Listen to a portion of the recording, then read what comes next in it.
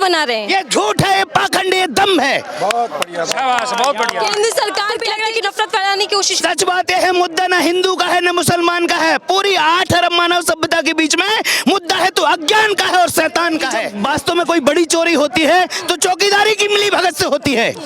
चौकीदार ही चोरियां करवा रहा है। सबको साथ सबको विकास की बात कर रहे हैं। झूठ है बेटा, फरेब है, झूठ है, जुमलेबाजी है। ये क्या है? ये रामत तो नहीं है ना रामराज है, ये पाखंड है, चुनौती है उनके दलालों को। स्वामी जी आपका स्वागत है हमारे चैनल पे, लेकिन मेरा सवाल ये होगा कि स्वामी जी आप जंतर मंतर पर क्या कर रहे हैं? ये हमारे देश के समस्याओं को लेकर के जो लोग आते हैं उस केंद्र पर साधु का कर्तव्य है, चूंकि संत उसको कहते हैं जो संपूर्ण मानव सभ्यता के प्रति न्यायबोध की सोच रखता है। तो हम लोग एक परिव्राजक के नाते अपने राष्ट्र की चिंता करते हैं, चिंतन करते हैं, समाज को जागृत करने का प्रयत्न करते हैं निरंतर, इसलिए हम जंतर मंतर आते ही रहते हैं। और यहाँ जो देश के ज्वलंत मुद्दे हैं, आज हमारा राष्ट्र जहाँ कृतज्ञता के भाव से संपन्न होना चाहिए, आज यहाँ कृतज्ञता बढ़ती जा रही है। सरकारें हैं तो वो बेचारे किसानों को, मजदूरों को, जवानों को, इनको इग्नोर कर रही हैं।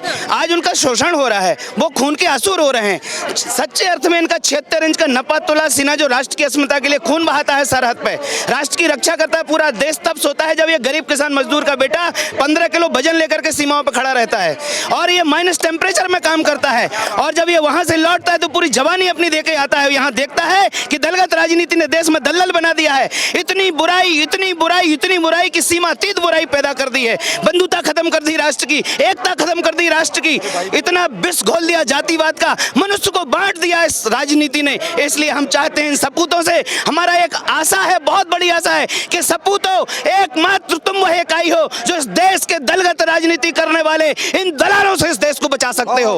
आपने तीखा सीधा निशाना आपने केंद्र सरकार पे किया, लेकिन स्वामी जी मेरा सवाल ये, हम तो अमृत काल बना रहे हैं। ये झूठ है, ये पाखंड, ये दम है। बहुत बढ़िया, शाबाश, बहुत बढ़िया। केंद्र सरकार कहती है कि स्वामी साधु संत हमारे साथ है। आप क्या लगा करके मलाई खाते हैं, राज सत्ता की मलाई खाने वाली जो धर्म सत्ता है, ऐसे मलाई लोलुप लोग जो सरकार के प्रति पॉलिश लैंग्वेज बोलते हैं, चापलूसी करते हैं, उन कालनेमियों को हम चुनौती देते हैं कि संतत्व का मतलब होता है मनस्य कम बचत से कम, कर्मण्य कम महात्मनाम, मनस्यन्नत बचस्यन्नत, कर्मण्यन्नत दुरात्मनाम। बहुत सारे कालनेमी भरे पड़े हैं भगवा में। इस देश में ये जो पोल है भगवा की, इसके ऊपर बहुत बड़ा षड्यंत्र चल रहा है। आप कह रहे हैं कि राजनीति, मौजूदा राजनीति खराब चल रही है और कुछ लोग विपक्षी नेता भी ये कहते हैं कि नफरत की राजनीति करी जा रही है, तो आपको भी लग रहा है कि नफरत फैलाने की कोशिश? सच बात है, मुद्दा ना हिंदू का है न मुसलमान का है, पूरी 8 अरब मानव सभ्यता के बीच में मुद्दा है तो अज्ञान का है और शैतान का है।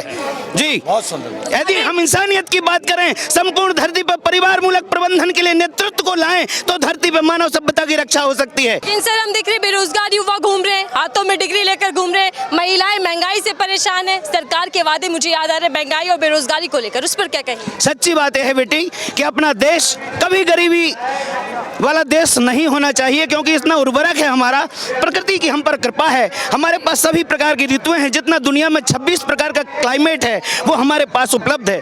अगर हम चाहें तो एक एक इंच जमीन पर इतना उत्पादन ला सकते हैं कि पूरी दुनिया को खिला सकते हैं, लेकिन गरीबी मेंटेन करके रखी जाए। एक हमारा प्रधानमंत्री होता था चंद्रशेखर, उन्होंने एक बार टेलीविजन पर मुखर होकर कहा था कि सच्चाई तो यह है कि नेतृत्व की नियत खराब है ताकि हमारे आगे पीछे भीड़ भेड़िया बन के डोलती रहे। तो चौकीदार ही प्रधानमंत्री है, वो रखवाली कर रहे हैं, कह रहे हैं। सच्ची बात है कि जब वास्तव में कोई बड़ी चोरी होती है तो चौकीदारी की मिली भगत से होती है। चौकीदार ही चोरियां करवा रहा है।